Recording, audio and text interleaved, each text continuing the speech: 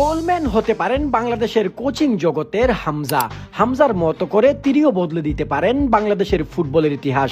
Chris কোলম্যানের মতো একজন coach বাংলাদেশের জাতীয় দলের কোচ হতে আগ্রহী, যিনি আবার একটানা 5 বছর কোচিং করিয়েছেন ইংলিশ প্রিমিয়ার লিগের ক্লাব ফুলহামকে। ভালো কোচ না হলে কখনোই একটানা এত বছর এক দলে থাকতে পারতেন না, এখানেই তার গুরুত্ব বোঝা যাচ্ছে। আবার 2016 সালে ওয়েলসকে ইউরোর সেমিফাইনালে নিয়ে গিয়েছিলেন, অথচ তাকে নিয়ে কোনো আলোচনাই নাই এদেশের মিডিয়াগুলোতে। কোলম্যানের যে আস্কিং স্যালারি, সেটাও বাংলাদেশ জাতীয় দলের কোচের জন্য বর্তমান বাফুফে যে স্যালারি নির্ধারণ করেছে তার ভেতরেই আছে, এই কথা জানিয়েছেন কোলম্যানের এজেন্ট নিজেই।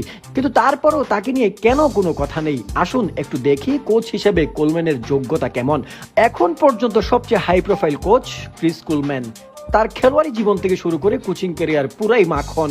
প্রায় 500টি ম্যাচ খেলেছেন ইংলিশ প্রিমিয়ার লিগ এবং চ্যাম্পিয়নশিপ মিলে। ইংলিশ প্রিমিয়ার লিগ এবং চ্যাম্পিয়নশিপে যে খেলোয়াড় খেলেছেন তার যোগ্যতা কেমন সেটা আমাদের হামজা চৌধুরীকে দেখলেই আপনি বুঝতে পারবেন। আমাদের Hamza Chowdhury English premier league এবং চ্যাম্পিয়নশিপ খেলেছেন। যেই হামজা চৌধুরী আসার পরে বাংলাদেশের ফুটবলের চিত্র বদলে গেছে, এদেশের ফুটবলের উন্নয়নে এক জোয়ার এসেছে। সারা দেশের মানুষ যারা ফুটবল থেকে মুখ ফিরিয়ে নিয়েছিলেন তারা আবার দেশের ফুটবলের প্রতি আগ্রহী হয়েছেন। সেই মাপের একজন কোচ আসলে বাংলাদেশের ফুটবলের যে দুর্বলতা আছে সেটাও কেটে যাবে অনেকাংশে। খেলোয়াড় হিসেবে ফুলহাম ও ক্রিস্টাল প্যালেসের ডিফেন্ডার হিসেবে খেলেছেন, সেখানে তিনি 500+ ক্লাব ম্যাচ খেলেন। কোচিং ক্যারিয়ারে তিনি ম্যানেজার হিসেবে ফুলহাম, সান্ডারল্যান্ড, রিয়াল সোসিয়েদাদ এবং হেবেই চায়নার মতো ক্লাব পরিচালনা করেছেন। তার সবচেয়ে বড় অর্জন ছিল ওয়েলসকে ইউরোতে নিয়ে যাওয়া। একটানা 5-6 বছর ছিলেন ওয়েলসের কোচ হিসাবে। 2016 সালে গ্যারেথ বেলের দল ওয়েলসকে নিয়ে গিয়েছিলেন ইউরোর সেমিফাইনালে, সেখানে তার পরাজয় হয়েছিল রোনালদোর দল পর্তুগালের সাথে।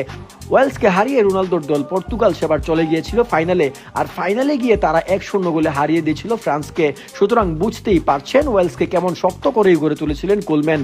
আর এরকম একজন কোচ যদি বাংলাদেশের কোচ হয়ে আসেন তাহলে আশা করা যায় বাংলাদেশ একটা ভালো ফলাফল নিয়ে আসতে পারবে।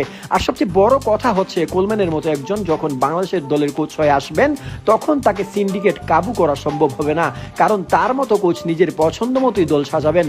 কোনো সিন্ডিকেট বা কোনো পেছনে কলকাঠি নাড়বে এমন কোনো ব্যক্তি তাকে প্রভাবিত করতে পারবে না, কারণ এরকম একজন হাই প্রোফাইল কোচকে সিন্ডিকেটের বলয়ে ফেলে তার সাথে যা খুশি তা করে ফেলা সম্ভব না কখনোই। ইনি যদি বাংলাদেশের কোচ হয়ে আসেন তাহলে দেশের অনেক ফুটবল প্রেমীর বিশ্বাস তিনি নতুন করে বাংলাদেশকে গড়ে তুলবেন। তাকে কোচ বানানোর ক্ষেত্রে সবচেয়ে বড় যে বাধা সেটা ছিল বেতন, কারণ তার মতো একজন কোচের বেতন কখনোই কম হবে না। তবে ক্যাবরেরার মাসিক স্যালারি ছিল $13,000 থেকে $14,000, এখন শোনা যাচ্ছে বাফুফে মাসে 30,000 পর্যন্ত স্যালারি দিতে রাজি আছে। আর খবর অনুযায়ী কোলম্যানের এজেন্ট জানিয়েছেন বাফুফের যে স্যালারি স্ট্রাকচার তার মধ্যেই আছে এই কোচের স্যালারি। বাফুফের কোচ পদে আবেদনের সময় শেষ হয়ে গেছে, শর্টলিস্টও তৈরি হয়ে আছে। এখন দেখ